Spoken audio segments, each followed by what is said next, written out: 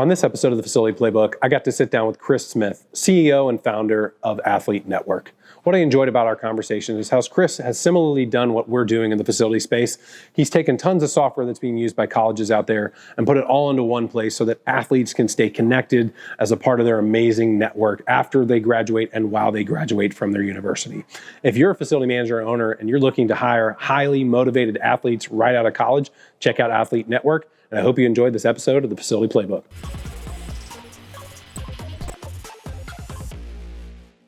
Do you own or manage a facility? Well, you're in the right place. Welcome to the Facility Playbook. I'm Luke Wade, founder and CEO of Facility Ally, and this podcast is about helping managers and owners learn from pioneers and veterans in the industry who have built and managed sports facilities, entertainment venues, and clubs. Did you know that most of those facilities use between 4 and 8 different softwares to manage their reservations, memberships, lessons, camps, clinics, and more? Revolutionize your facility with Facility Ally's all-in-one system. Learn more at facilityally.com. Today we're here to learn about building a network with Chris Smith, CEO and founder of Athlete Network. Thanks for having us in today, Chris. Thanks for having me on, Luke. I appreciate it. Let's hear a little bit about your background and what led you to create Athlete Network. Yeah, so originally born and raised in Hawaii, was an athlete my whole life. Did everything from racing sailboats, wrestling, football, and about the time I was a freshman, had the dream to be a college athlete and went to go play at the University of Hawaii. Like everyone, I thought I was going to be a pro athlete. I thought I was going to beat the 3% statistic that went on, but I didn't. Became a pro in business, right? I went to get a job. And I was fortunate to have a support structure that helped me realize I'm not just an athlete. But what happened was when I went to go to work, a lot of my teammates really started struggling, man. They didn't know anything different than being an athlete. And unfortunately, I've lost 5 teammates because of that struggle, not knowing how to transition. Well, fast forward to my job, I was in sales and I was killing it. And my bosses kept saying, "What are you doing?" I'm like, "I'm coachable and like to work." And then the entrepreneurial bug triggered, like, what if we helped athletes understand that about themselves? What if we helped them understand that the pain in ass coaches they've dealt with, the teammates, all of that is an experience that if they learn how to cross-pollinate it, will set them up for life. And I wanted to solve that problem because at the end of the day, our motto is we want to help keep athletes competing. One of the best ways is to help them find that next adventure, right? That next sport, which can be business. That's awesome. So what is Athlete Network, or what was it when you first started, and what is it today, and how have you accomplished that? Yeah, great question. Originally, it was a career network. We wanted to take seniors and recent grads, teach them how to interview. You did have accountability with your metrics in sports. You did have a difficult boss and a coach. You did have to learn how to work with a very diverse group of people. And we ended up working with over 500 athletic departments. Over 1 million student athletes went through our career education programming and training. As we were on that journey, though, we started to realize, similar to what you're doing at your company, athletic departments were using all these different softwares to try to help their current and former athletes, some of them up to 30 different softwares. Wow. And the adoption was low because no one really knew where to access anything. So we thought, what if we could create a software, an athlete network, that networks the athletes to all the resources, people, careers, and programs they need? Would that solve this whole platform fatigue issue? And that's why we jumped full steam in back in 2019 with Athlete Network. We basically white label it per school. It's their own software, and it's being used all across the country at all levels. So what are some of the top users of the software? You know, we're really fortunate. A lot of your Big Ten schools like Michigan, Penn State, Washington, Purdue, Indiana. Florida State has one of the biggest networks out of the ACC. So we're really happy about that, but there's 1,100 schools. We don't want just the big dogs to use it, right? We want to be able to scale it down for all athletes. So what's some of the success stories or case studies you've seen come out of these schools? Yeah, so when we think about our network, there's basically 2 clients, right? You got the athletes and then you got the athletic department administrators. On the administration side, case studies are reducing the time it takes for them to accomplish something. So something that sounds very simple, University of Washington. Unbelievable football year, right? They're 3rd in the country right now. So many of their former players would request tickets, but they would go to 8 different people on campus to request these tickets. It would have to get funneled down. Ticket requests were coming in from email, text messages, and it was so unorganized. It was taking a staff member 3 days just to process this. Wow. In our system, those athletes can request those tickets, and what took 3 days takes 3 minutes now. Wow. So if you talk about value, right? If you can save someone days, you're producing ROI. On the athlete side, the case studies are not only helping them get jobs, but just being a part of a community. I mean, you know this as an athlete and a vet. It's your life. And then when the jersey comes off or the uniform, it's over.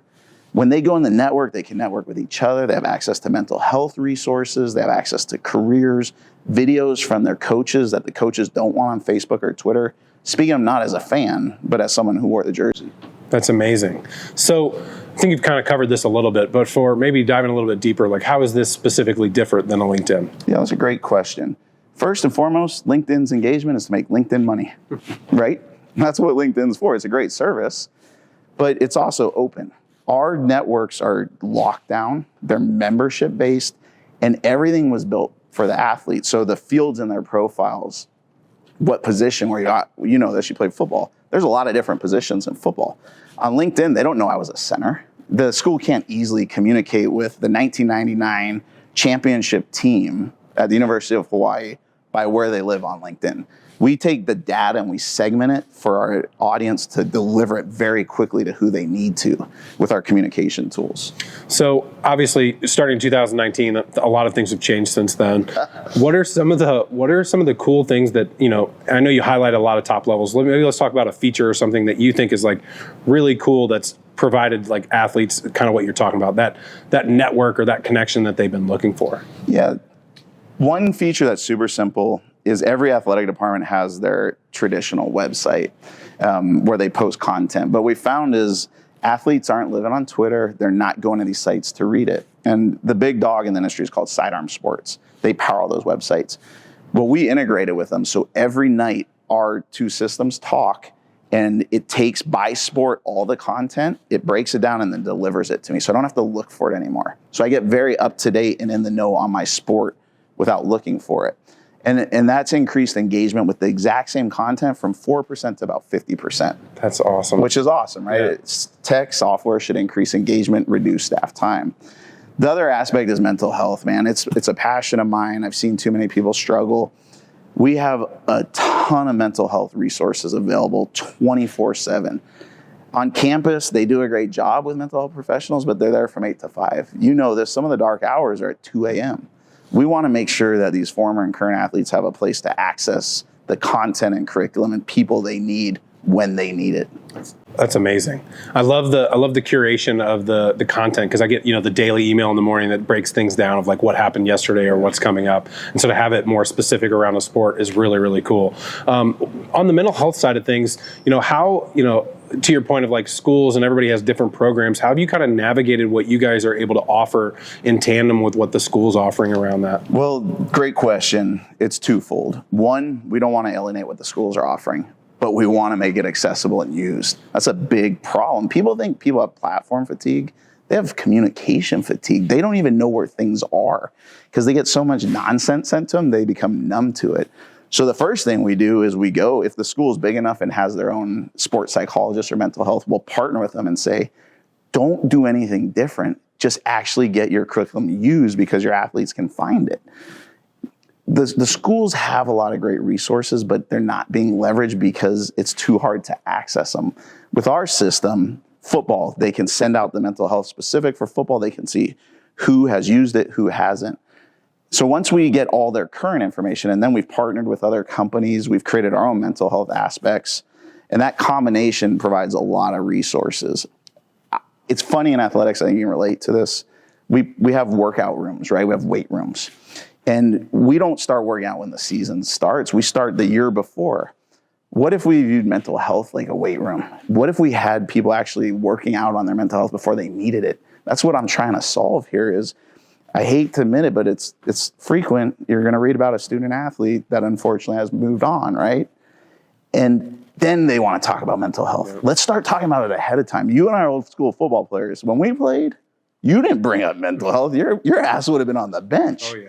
So that is one good thing is it's not taboo anymore to talk about it, but let's not give them the resources when it's too late, right? Yeah, no, that makes total sense. Yeah, in football, it was, and wrestling, every sport I've ever played, when we grew up, like you said, getting yelled at, screamed at physically, like all those things happening. And then the military, when you had a tough day, you would say you were sick or hurt, so you could go to sick call. You couldn't say you were having mental health problems.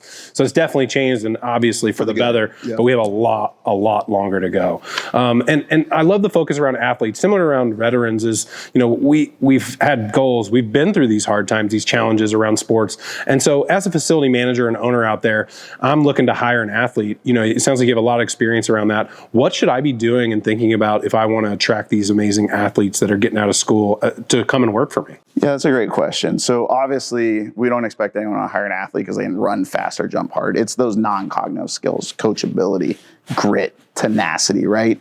You know how to respond to adversity. So the first thing is understanding why you want an athlete to come work for your company. It's also a very diverse community, which is awesome, right? They know in athletics, you know how to work with people who are not like yourself, from socioeconomic backgrounds to ethnicity and so on. So it's not just hiring an athlete because they're an athlete. It's all of that. You've got to market to them in a way that they understand and it relates to them. You can't just be like, hey, I want to hire an athlete. You've got to show success of other athletes. You got to show them how all those traits that you want, the competitiveness, it's going to be fostered and embraced, because a lot of athletes go into companies and rub people wrong because they're hyper competitive. They're go. And if the infrastructure is not set up, people are like, what is this guy or this woman doing? Like, relax. You got to create a system where they can thrive. And if you do, you're going to see skyrocketed results. And we're blessed to work with a lot of the biggest companies in the country who have realized that. That's awesome. Yeah, I've said this before on the podcast, is like the facility has to set their goals first. And if their goals aren't, like we're going to high achieving, we have all these huge things we need to do, then maybe hiring a high achieving athlete is not the right thing. It's right? not, the process got to be there. But if you're trying to grow and expand and, be hungry and work really hard, then athletes are definitely somebody you're wanting to look at. So your motto is once an athlete, always an athlete. That's right. What does that mean to you? So when you're an athlete, whether it's high school, college, or pro, you're always told you're a part of a family. And we're trying to help those athletic organizations back the always part, because unfortunately, once the jersey comes off, the always doesn't exist. And a lot of times it's not at the institution or athletic organization's fault, is they lose touch with the former athlete. But you can't sit here while they're playing and say, Luke, you're family, brother. You're once a blank, always a blank. What our tech does is it helps fulfill that promise of the always. It helps stay connected. If you're family, you should always have an open door back. That's what it means. Is once I played at the University of Hawaii, once a warrior, always a warrior, is I always have a spot. I always have the ability to come back. I'm in the know. I'm not treated like a fan. And that does a lot for your mental health, because a lot of our challenges is when we're part of a community and then we're not. You don't know where you belong anymore. So even just a video from the coach, an honest video talking about the program, or if I'm going to my alma mater and I can get access to tickets, even if I have to pay, just access. That's what the always part is about. Sure. And it sounds like that's exactly what you've integrated into Athlete Network. So even once you graduated, once you've moved on, you can always get into Athlete Network and still connect with the past, future, other athletes. That's awesome. What kind of data tracking and management does Athlete Network do? Yeah, that's the biggest opportunity. I mean, I'm sure a lot of your clients value the data as well. In 2023, data should be making decisions, not emotions. And the problem within athletics is they never had a clear and concise way for their current and former athletes to see the outcomes of the programs and services they're providing. So within our system, everything can be tied to the profile. You can track, like for a current athlete, you can track what career events they went to, what resume workshops, what mental health workshops. And then you can stay with that individual for years and see the outcome. Oh, they got a good job. They're doing well in life. And you can start funding those programs and services more because you have the data to show the outcome. All the intentions have always been there, but no one until recently used data to drive decisions and results. So everything is data tracked. Everything is digestible to help make future decisions. It sounds a little ironic, but one of my greatest calls is when a partner of ours will be like, we realize we can get rid of these 3 apps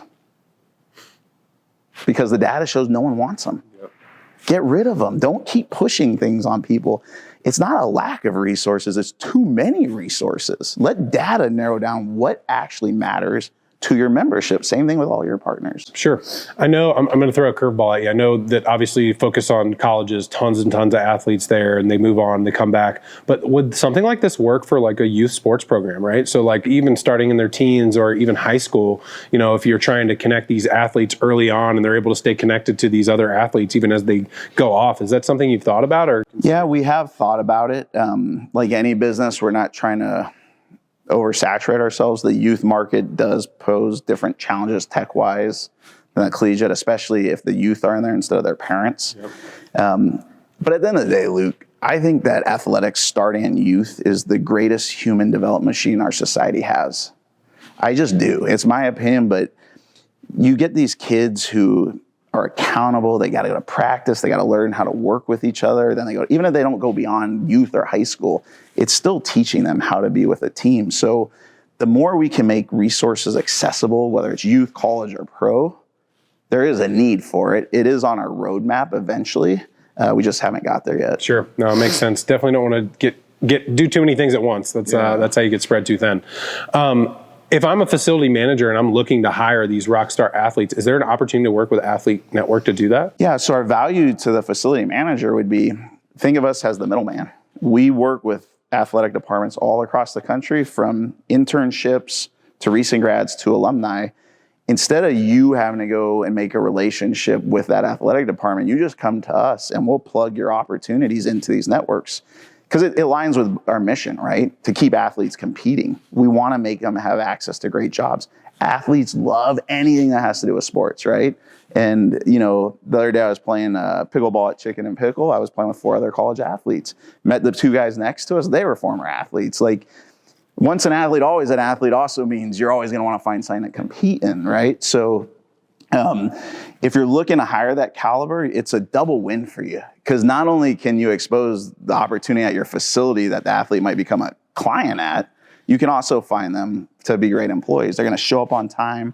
They're going to be results driven and oriented. What are the benefits to a facility or an athletic organization looking to add your product? So if I'm thinking about like a Hy-Vee arena, that side of things would most likely be the hiring side of things, correct? Correct. And unless there was a membership component where you wanted to provide continuous communication and education to.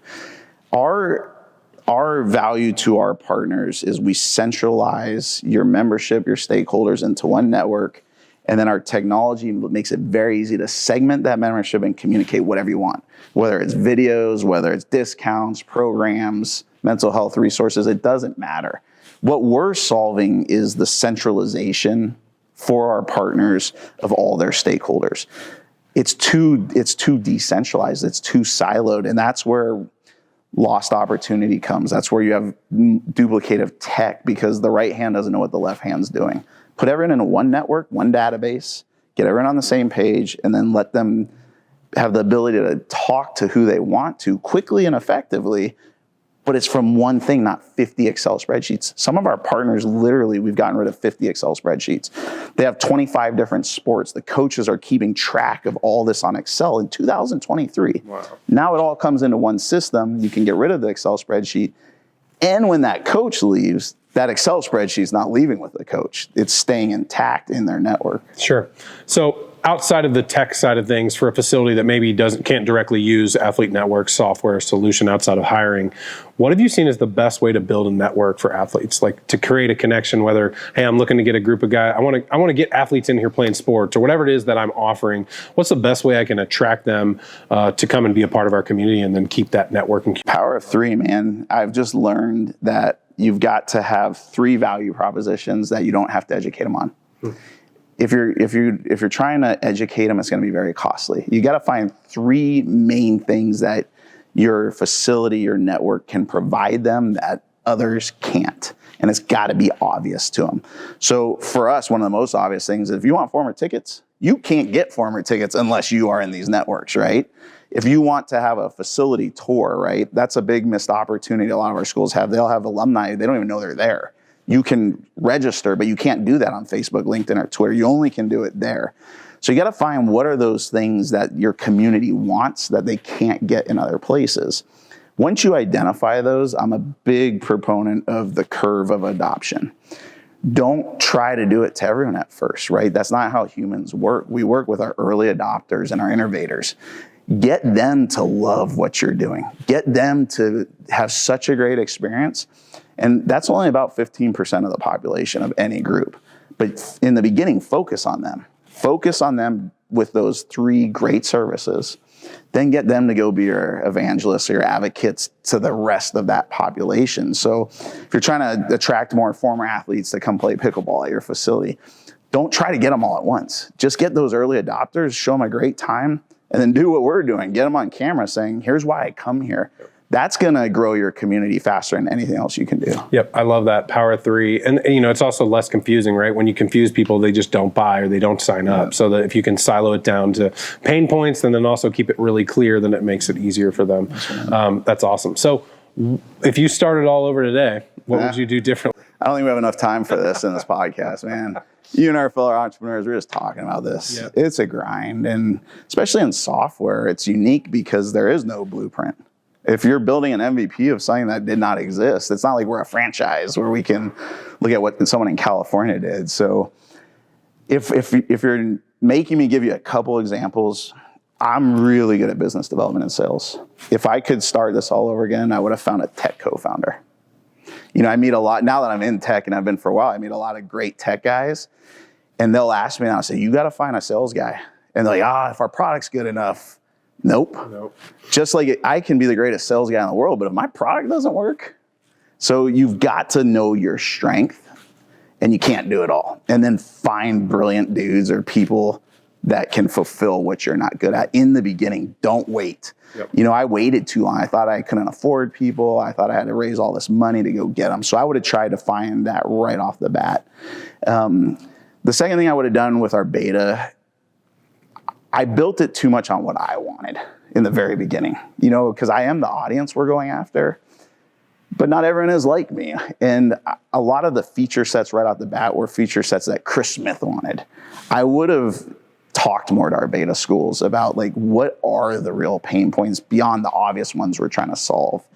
And then I would have tried to get a little bit more of a consensus on those products, and then not done anything else but those. I think we try to do too many things in the beginning. And that's probably why I told you about the power of 3. I'm old school, man. Jack Welch, if you can't be the best 1 or 2 at it, don't do it. We probably in the beginning try to be too good at too many things. Makes a ton of sense. So what do the next 3 years look like for Athlete Network? College athletics is in an interesting spot right now. With NIL, the transfer portal, conference realignment. I was at a convention the other week and an AD said, we're on a ship without a rudder right now. But there's always going to be athletes. There's always going to be communication problems. So we really want to, our top 3 feature sets, we really want to be the best that exists in software for those within college athletics, which is the communication tool. It's the resource tool and the data set, right? Cleaning the data, providing data. And then we'd like to get into the professional competitive club like NGB, like the USA Triathlon aspect. If we can penetrate that well, we would like to get into youth at some point. And I know it's way outside of our wheelhouse. I've had a lot of people in the military approach me about this with the same kind of community access to resources. So start exploring cross-pollinating the software into other verticals that have similar pain points. I love it. Well, if once you get to the military, let's talk for sure, because I could definitely help out with that. I'm a part of a lot of different communities there. Well, thank you so much for coming on today. Really appreciate it. If you're out there and if you're a facility manager and owner and you're looking to hire amazing athletes, make sure you reach out to Chris at Athlete Network. If you're looking to essentially automate your facility with management of memberships, reservations, leagues, camps, and clinics, and more, check out facilityally.com. And we'll see you next time on the Facility Playbook.